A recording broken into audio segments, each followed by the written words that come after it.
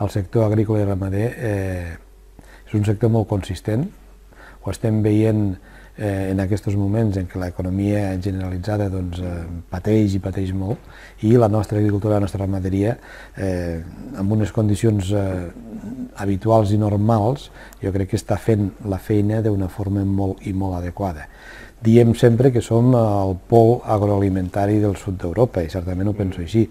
El sector agrícola al país, i d'una forma especial a Lleida, aquesta plana de Lleida, aquestes 200 llargues mils d'hectàrees de regadiu, donen una consistència molt important a lo que és una economia agrícola important dins del país. Per tant, que el sector és estratègic està clar, que ens ho creiem així, i a més va ser un acord, la referència que fèieu del 2010 al Parlament, va ser un acord unànim, el d'entendre que el sector es considera estratègic. L'economia que genera l'agricultura i la ramaderia és important també dins de l'entorn del país, i el que cal i el que convé és que les institucions l'entenguin i l'atenguin de la forma que es mereix, per tal de donar-li consistència. Jo crec que la comercialització és una...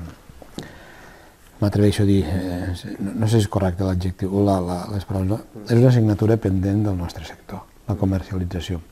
I això no vol dir que no s'hagin fet molts treballs i molts esforços, però tenim que caminar molt més aquí. Hem de ser capaços de concentrar molt més. La nostra posició com a productors és dèbil sempre si anem a vendre 100 i els que compren són 3.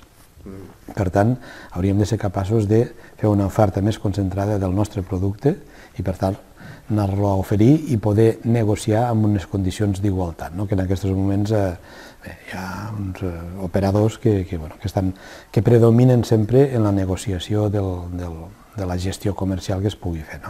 Per tant, en aquest sentit, jo crec que una de les grans solucions és la concentració d'aquesta oferta productiva, per tal que quan se vagi a comercialitzar es pugui fer també amb un nivell de força al nivell dels que estan comprant.